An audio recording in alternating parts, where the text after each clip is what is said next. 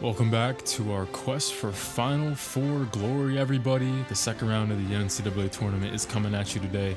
My name is College Sports Revived, back for episode number 60 of the College Hoops 2K Legacy Mode series, featuring the legendary Coach Carter. The self-appointed season of milestones saw another get crossed off the list as Fordham advanced for the first time ever in March, shaking off the stingy 13 seed, the Army Black Knights. They definitely held their own against us. A lot of respect due their way, but thanks to a monster 20-point second half from our closer, Kaya Hendry, the Rams danced to the second round today.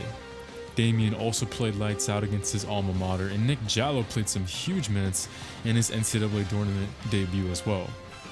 Fordham gets their second double-digit seed in as many games to open up the tournament, as the Horizon League champions, the Milwaukee Panthers, await us on the other side, a team who's coming off an electric showing against one of the premier teams in the A10. We sat in and watched the first round game against St. Louis to see who would play in the second round, and the Panthers made the Billikens look like the 12th seed. They blew them out by 20, with their leading scorer on the year putting up a clinic on their elite defense. St. Louis had no answer, was embarrassed all night on the glass, and their superstar duo of Deontay Culver and Puente went for a combined 8 of 27 from the field. So the Horizon League champions, they've been playing really good basketball for weeks now. This upset against St. Louis was just an extension of their dominant showing in the Horizon League, not running into a close game until the title game, which they snuck by Wright State by 3 thanks to a big day from the bench. However, don't expect the bench to be the focal point for them today after Eliza Connolly had the first round game he did. The former Horizon League Freshman of the Year will no doubt lead this team into battle against our defense.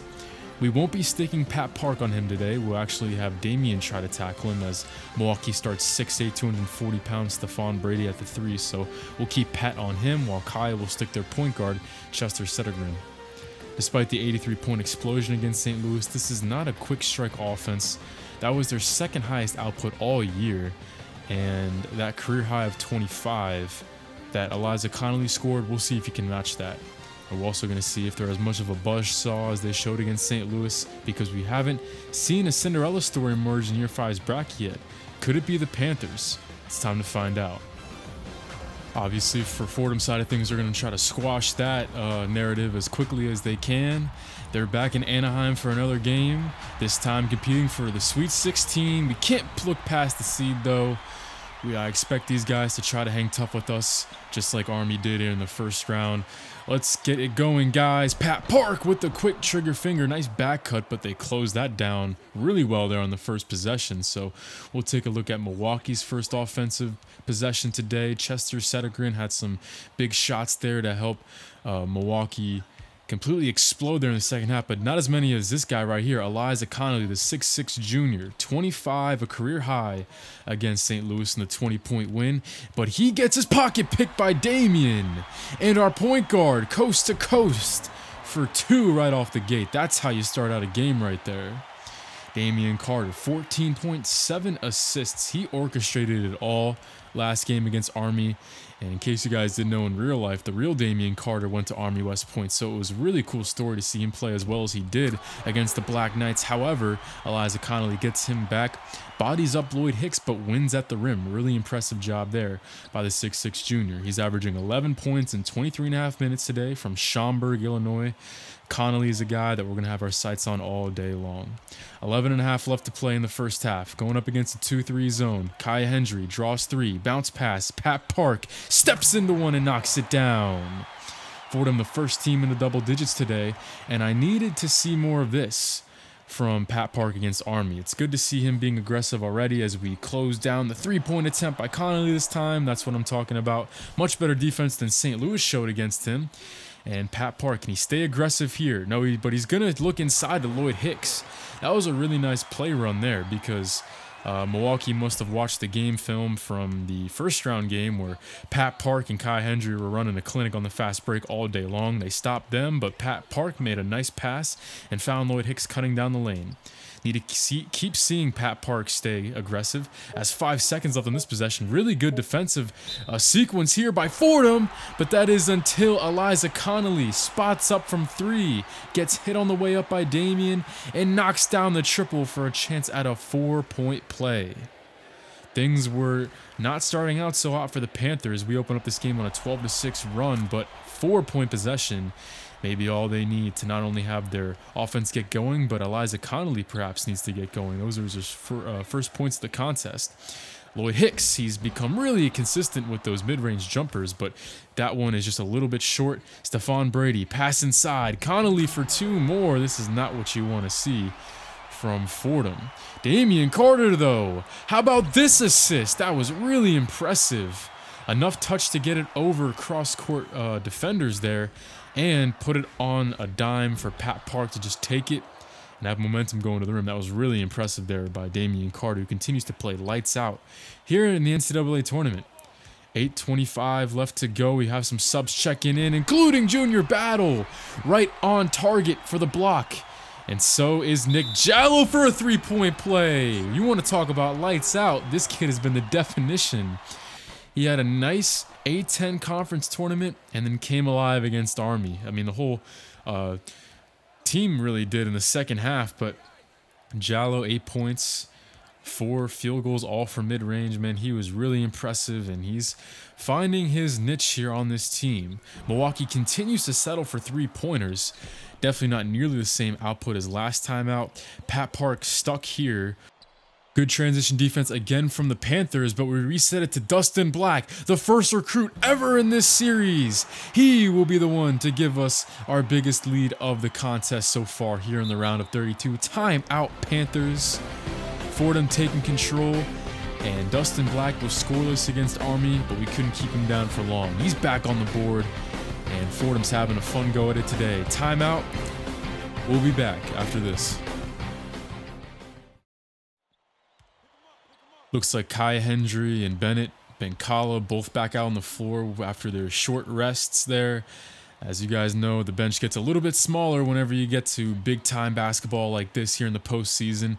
As Junior Battle tries it from mid-range, no luck there as it's cleared by Benitez, and leading the break, Demetrius Walsh. There, he was a guy who had a big game last time out, but we continue to run. Look at this. Bennett Benkala gliding in for 2. Okay, so the tempo's speeding up a little bit. If Fordham can't get the fast break after a missed shot, how about a made shot by their opponents? Nicely done there by the 2 upperclassmen. Demetrius Walsh, the starting senior center for the Panthers, was a guy I had my eye on to try to limit. 6'10" out of Arlington Heights, Illinois. He had a really good game, dominated inside against St. Louis, but so far we've been able to keep him off the boards for the most part.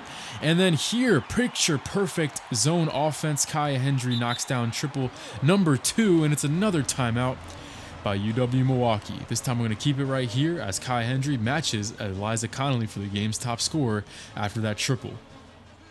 Fordham now with 4 made threes on the game compared to Milwaukee's 1, and that was Connolly's 4-point play at the very beginning of the game. But outside of that, the perimeter defense has been rock solid here in this one. But right as I say that, Marlon Gray playing some small ball 4, only a guy who plays only 10 minutes a game.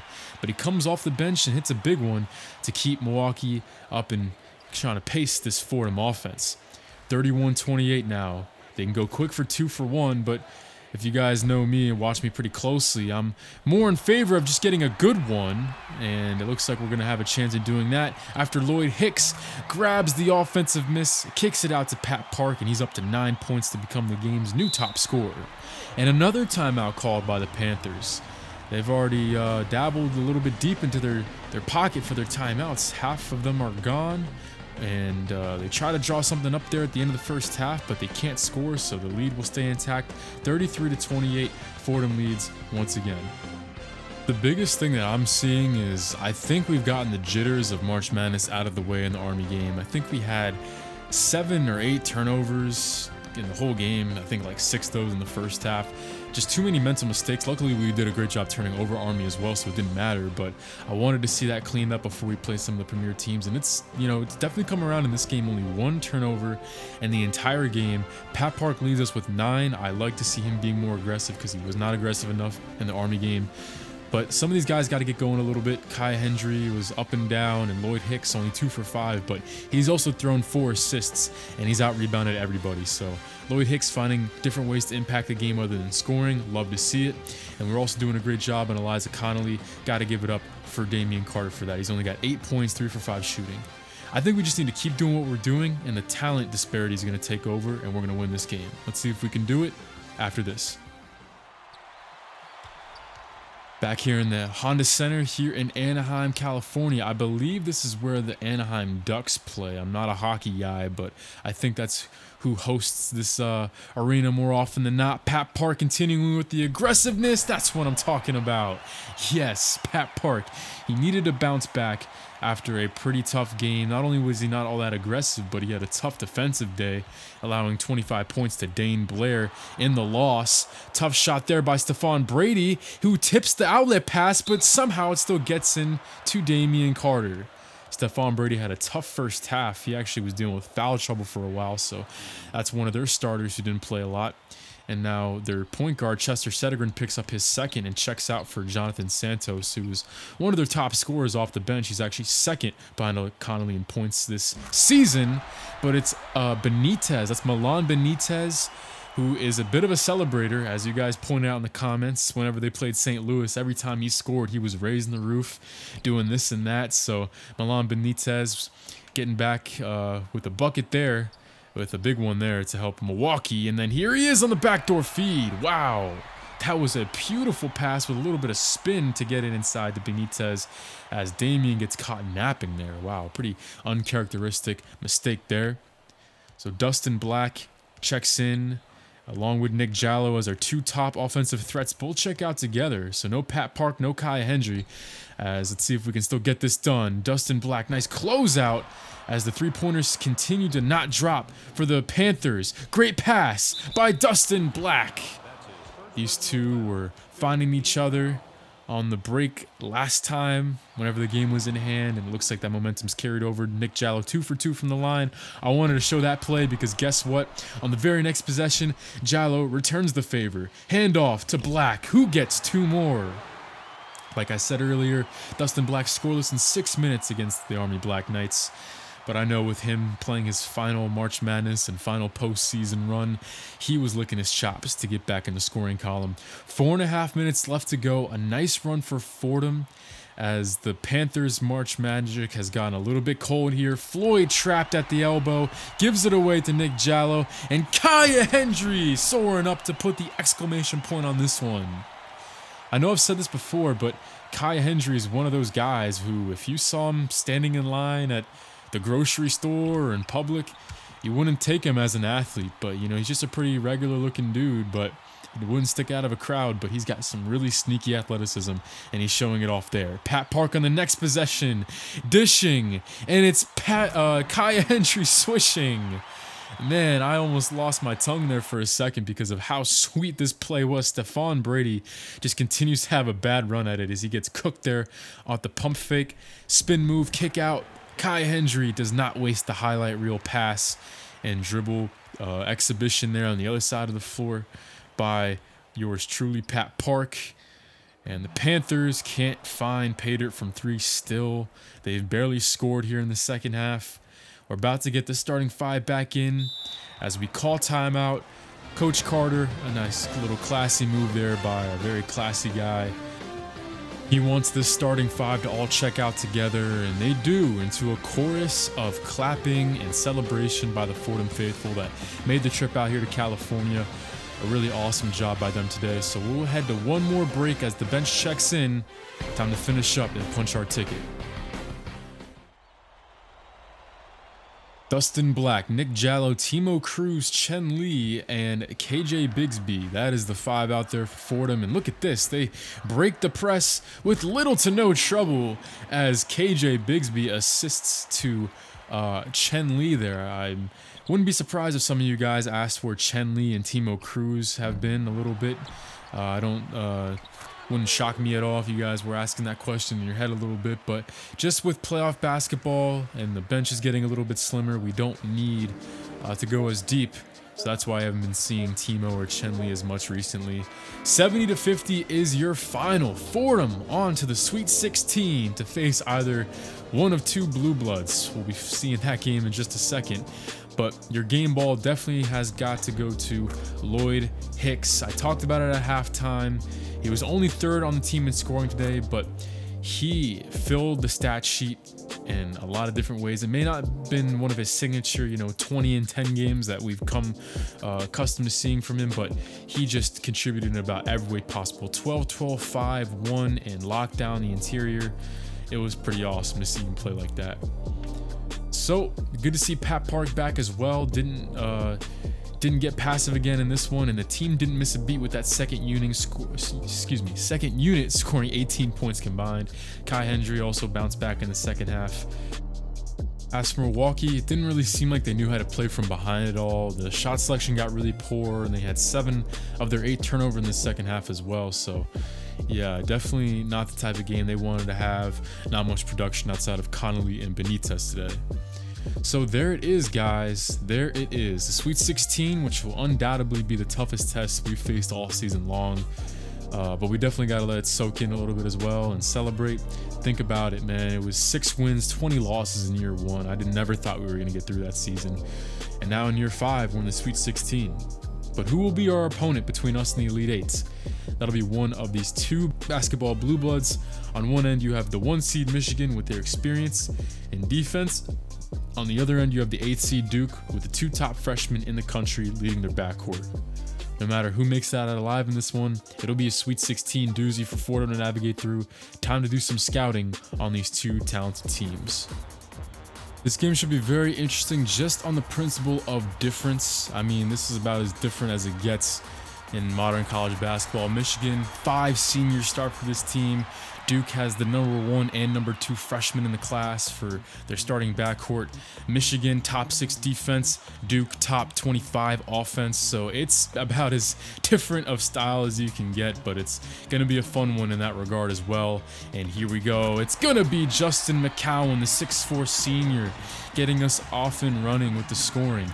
And Michigan also likes to slow you down with this tough defense. They'll pick you up 94 feet. And already some trouble handling it from Duke. It's Corey Kanji, the number 1 freshman in the class, number 20, 6-foot freshman with the early turnover.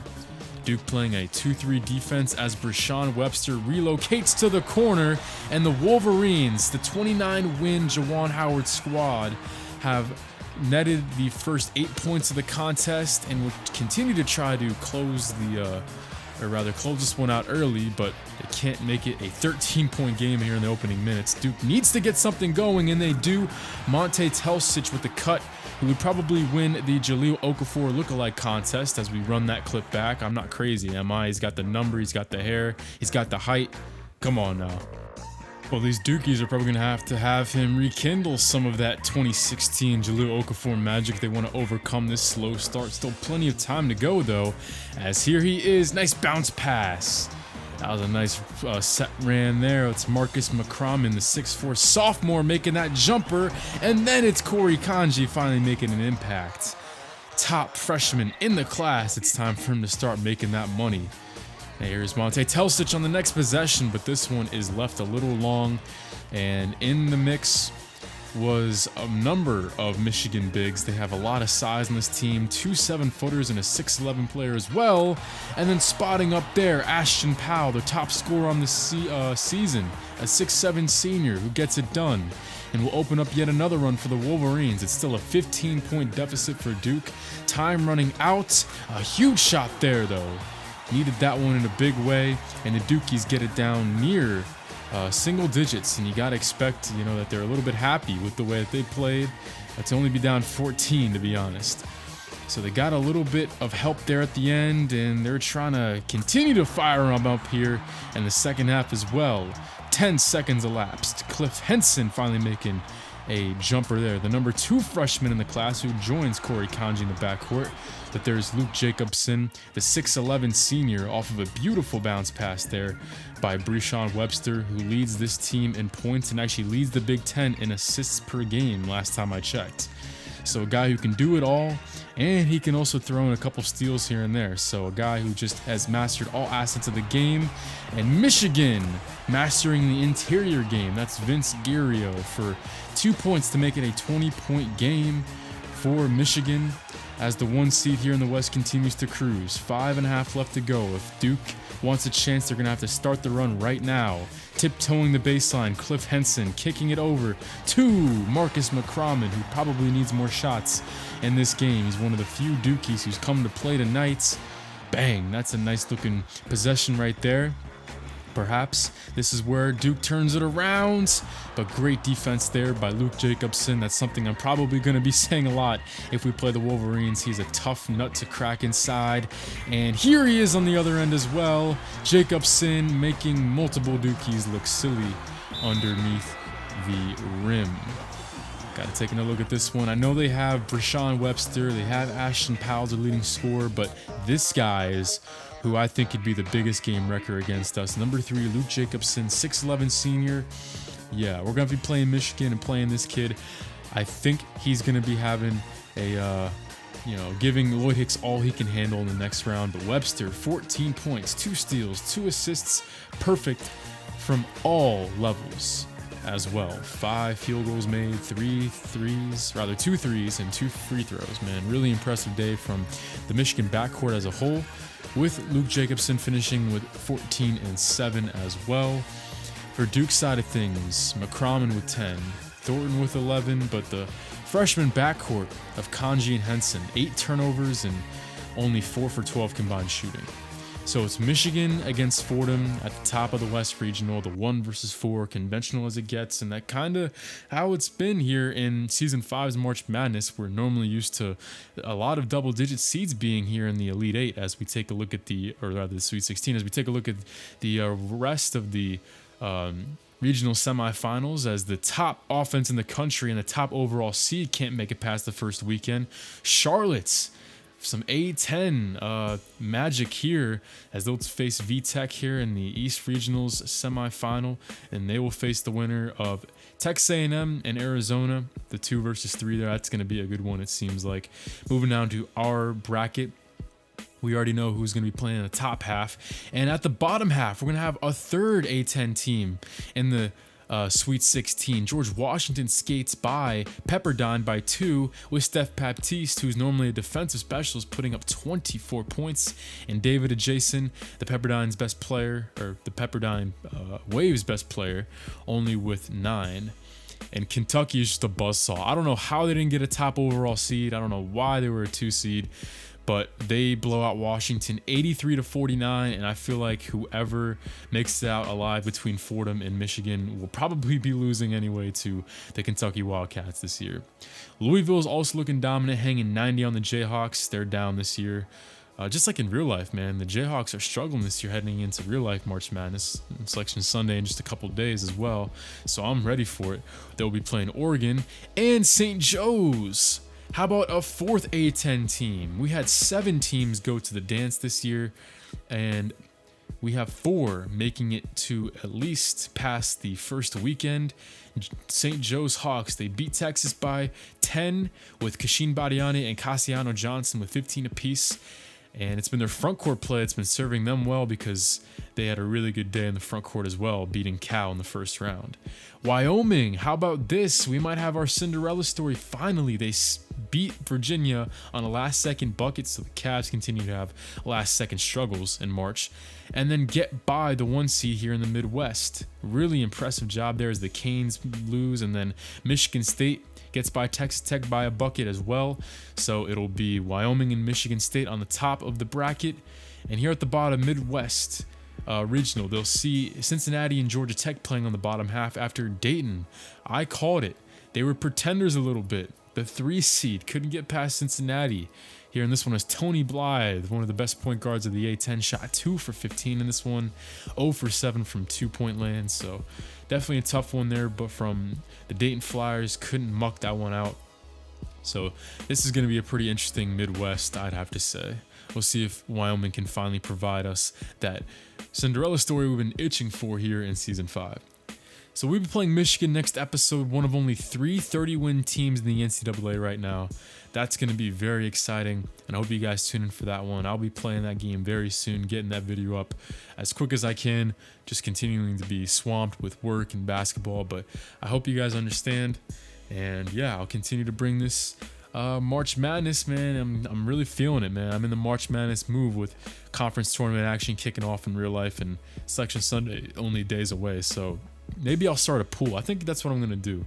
I'll start a pool on maybe the bracket challenge or something with my subscribers. I think that'd be a lot of fun. So keep an eye out for that.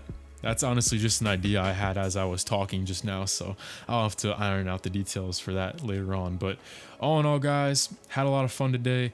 We're going to be seeing if we're legit and can knock off the 1 seed in our bracket, the Michigan Wolverines. So I'll see you guys then. Stay tuned for more here on College Sports Revived. Sweet 16 coming soon.